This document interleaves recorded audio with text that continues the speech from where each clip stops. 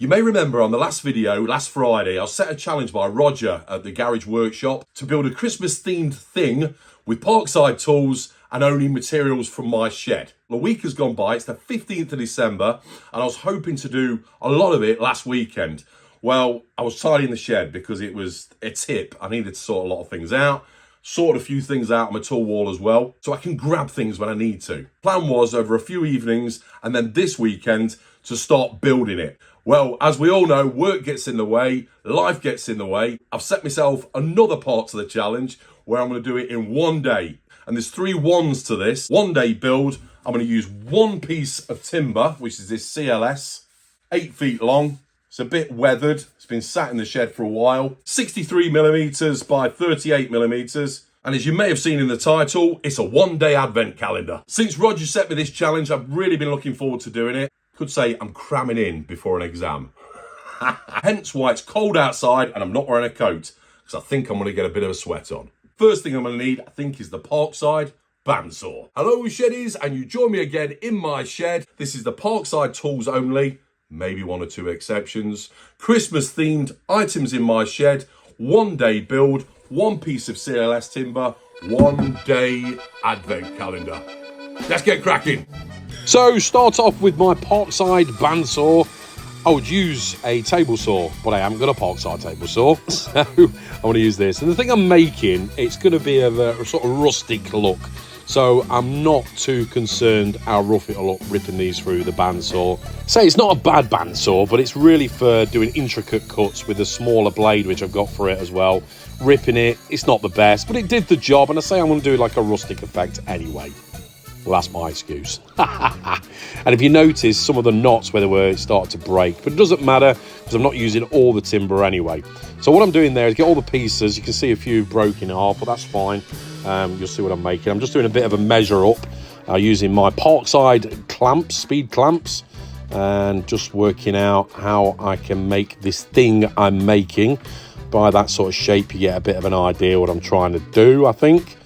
So yeah, a bit of trial and error. Right, I think I've got it. There's a missing element to this that I've measured up already, and I'll show you that at the end of the video. It'll all make sense, I hope. Okay, so to the other bench, bit of paper, to the drawing board. And you'll notice that these aren't Parkside measuring tools and rulers and calculator, etc. But there's always going to be a bit of an exception. But if you notice, the weights I'm using are batteries from Parkside. So you might get an idea of what I'm trying to sketch up here. I'm trying to work out how many pieces of wood and what angles they are to make a Christmas tree. But it's a Christmas tree with a bit of a difference. Again, it'll come later in the video. So onto my cross-cut compound saw, miter saw from Parkside. Just cutting the pieces to length, as you can see there. So what I did, I broke down the Christmas tree shape and then worked out what size each piece of wood needed to be. I could do them all the same length, but at this point, I didn't know how big this thing I was going to make wood was. So I didn't know how much wood I was going to use. So I was, I suppose, skimping a little bit. So what I'm using here is wood glue. And because time is of the essence, I've got 24 hours. I'm using wood glue and then super glue in between. Clamp it together, spray the activator on there, clamp it up, and hopefully I can start using it or cutting it while the wood's still drying, wood glue's still drying. Activator. Now that sort of worked until the end where I was doing some delicate cuts, but we'll come on to that. So pulled it away, and then I cut out the Christmas tree shape, the drawing or diagram. And just to be clear, I didn't do any drawings before I started this project. I thought I'd rip the wood down and then sort of make it up as I go along. So yeah, cut it out, then stuck it with some spray adhesive, and then I got some black Parkside paint, black paint, just to spray for the outline, because I'm going to cut this out with my Parkside 20-volt jigsaw, fixing it to the workbench with 2 speed clamps, Parkside speed clamps, and then cutting it out. If you're enjoying this video, give me a thumbs up, it really helps me out. Cheers. And a bit of a disclaimer, I did do virtually most of it in 24 hours. Well, on the day, on the Sunday. I had a few bits to do on the Monday evening just to finish off. As you may know, on CLS, you normally get a contour on the outside of the timber. So I use that outer side on this Christmas tree shape to give it the tongue and groove look. Hope that makes sense. So I made another piece up, then drew round the other tree shape to get two. Used my Parkside belt sander on its back to turn it into a bench sander. And then I used this Parkside scraper to gouge out any rough parts in the groove of these two Christmas tree shapes. And then sanding down some more wood, because I'm going to use this to go around the outside of one of these shapes to make like a lip, like sides of a box basically, but it'll all become clear shortly. So back to the cross-cut mitre saw, measuring each side of the Christmas tree and then working out the angles, trying to get them as close as I can. Again, it's more of a rustic effect, so it doesn't matter if there's a few gaps in there. I'm still going to keep that as my excuse.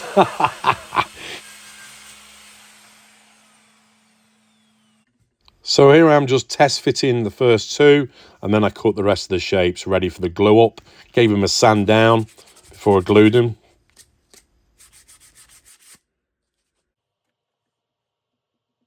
Because I'd run out of activator, I thought I'd just use normal wood glue on this and then weight it down and leave it for a while to set. Put some masking tape on each corner to hold it together. So you can see the sides there, plonk the other piece on top, and then just put some weights on top of that.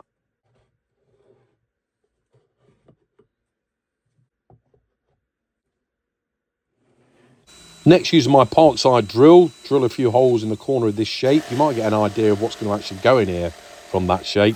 Using my jigsaw again to cut the shape out. And at this point, I had a bit of a problem. Oh, first of all, I used my pad saw as well to get in the corners. If you haven't seen a pad saw before, from Parkside, little handle, and basically just little jigsaw blades. And this is where I made a mistake.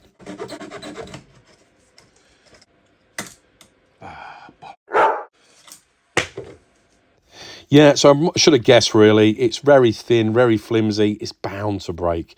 But I made a supporting device at the back, glued it to it, and then I cut it out later. And it made a nice little border round the object that goes into this box. Right, I was going to use a blowtorch, but then remembered I've got a hot air gun to give the wood a burnt effect. As I always say in my videos, I'm not an expert, this is just my hobby, so don't do as I do what's right for you, read the instructions, do your homework first. Tools can be dangerous, of course, as we all know, but if you want to comment in the comments below things that I'm doing wrong, always a lot, then feel free to do so. Right, these Christmas tree lights, I actually got them for the house, but they're battery operated, so I stuck them in the shed, so these will do for this thing I'm making. Quite a few in there, 100, probably too much. Definitely too much. Battery operated, 3 batteries by the looks of it.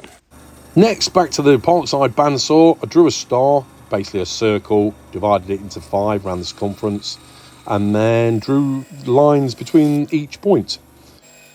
And then cut it out. There we go. And then I got a bit of dowel. And then I painted on the star 25th. All will become clear. And a bit of Velcro screwed to the inside of this box.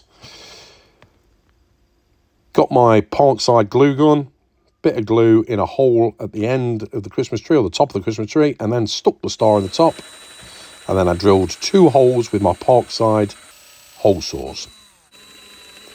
Load of holes at the back. So I can poke through the Christmas lights. And to hold them in place, again, use the glue gun. And now ready for the reveal.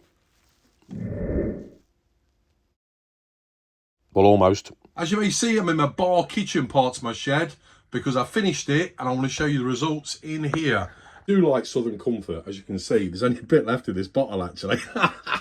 But it's the only bottle I had. But in recent years, I only really drink it on Christmas Day. Hence why it's got the 25th, a one-day advent calendar for my Southern Comfort bottle. Now, you may have seen these little pots there. They're 2 little shot glasses. But let's turn the lights on first. There we go. I just love how it illuminates from inside, especially those glasses. It'd look better, obviously, if it was full. But I think I'm going to go and get myself a bottle. I just haven't had time. Today's the 16th of December, and I've just finished it. So I'm trying to get this video up as quickly as possible, because I did say we'll get it up for the 16th. Roger has already released his video on his channel, the Garage Workshop, so go over and check that out. My plan is, I was going to put like a chain around it or something with a padlock, and you can only release it on the 25th, Christmas Day. The cover comes off to reveal 2 shot glasses held on with elastic bands. So I've just put 2 staples, one either side, and then just put an elastic band there just to hold them in place, because you can see that's why I was cutting the hole, so they can pop out the other side, and all the little fairy lights on the inside there. A Velcro tag just around the bottleneck so it holds it in place. Oh, let me clean the lens. That's better. It was a bit blurry. So yeah, the bottle goes in there, holds in with a bit of Velcro. Oh, I'm doing this one-handed. There you go, I was doing that one-handed, so I had to put the camera down. Right, let's put the Velcro back on, just holds it in place. At the back, it's just a web of lights. I've left a few lights out. I cut a few off, actually. There was far too many having 100, so I snipped a few off. And you can see there's a few lights behind there just to illuminate it from the back. And I've just put a bit of wood at the back there just to support it, just a brace so it can stand upright. Or I suppose I could screw it to a wall, actually. Or I could screw it to that door.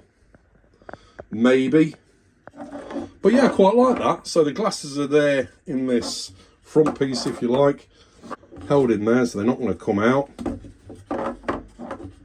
I'll just slide that along. I was going to put a few magnets on it, actually, just hold it in place. A few screw heads and then magnets to hold it in there. But yeah, that's about it. So I'm pleased with that. That's an old piece of CLS. But if you do buy them, they cost about 3 or 4 quid. Turn the lights off. Ooh, look at that. That's quite effective, isn't it? As you see, I put a light on the end of each tip on the star. Looks like with the cover off. Very pretty.